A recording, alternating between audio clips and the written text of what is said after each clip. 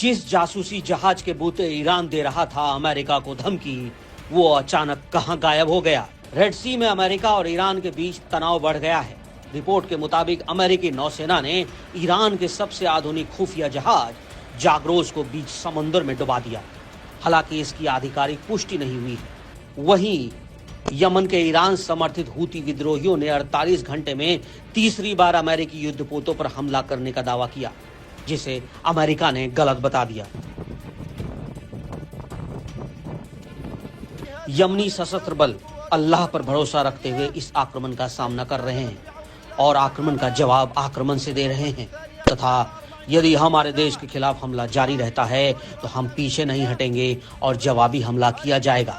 जहां हर नेता ट्रंप से लोहा लेने के लिए बच रहा है, वहीं ईरान लगातार अमेरिका के नाक में दम किए हुए है। अब रेड सी में अमेरिका और ईरान के बीच तनातनी ने नया मोड़ ले लिया है। रिपोर्ट्स के मुताबिक अमेरिकी नौसेना ने ईरान के सबसे हाईटेक खुफिया जहाज जागरोस को डुबो दिया। ये जहाज सिग्नल इंटेलिजेंस में विशेषज्ञ था और इसे ईरान की नौसेना का सबसे आधुनिक जासूसी पोत माना जाता था।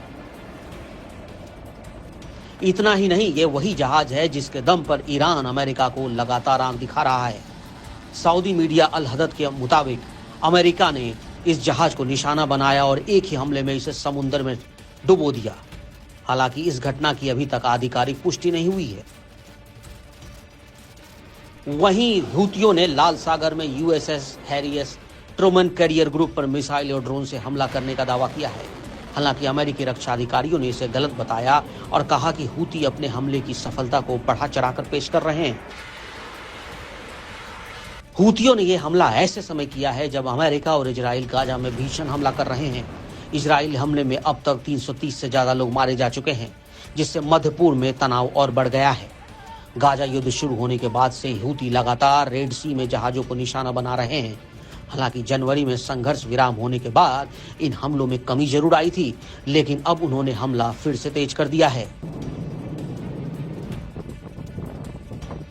यमन में अमेरिकी हवाई हमलों के बाद हजारों हूती समर्थकों ने सड़कों पर उतरकर प्रदर्शन किया। राजधानी सना, सादात, धमार, हुदैदा और अमरान में अमेरिका और इजराइल विरोधी नारे लगे। उधर अमेरिकी राष्ट्रपति डोनाल्ड ट्रंप ने चेतावनी दी कि अगर हूती रेड सी में जहाजों पर हमला जारी हुआ तो उन पर नर्क बरसाया जाएगा। उन्होंने साफ कहा कि अब से हर हूती हमला ईरान का हमला माना जाएगा और तेहरान को इसका खामियाजा भुगतना पड़ेगा। अमेरिका ने हाल में ही यमन में हूतियों के खिलाफ 30 से ज्यादा ठिकानों पर हमले किए हैं, जिसमें 53 लोग मारे गए और 98 घायल हो गए। इस बीच ईरान के विदेश मंत्री अब्बास अराक्ची ने अमेरिकी हमलों की निंदा करते हुए कहा कि वाशिंगटन को तेहरान की विदेश नीति तय करने का कोई अधिकार नहीं है। वहीं अमेरिकी विदेश मंत्री मार्क रूबियो ने कहा कि हूतियों का अस्तित्व ईरान के बिना तो संभव ही नहीं है। ईरान ने इसे फ्रैंकेस्टाइन को बनाया है और अब उसे ही इसका खामियाजा भुगतना पड़ेगा।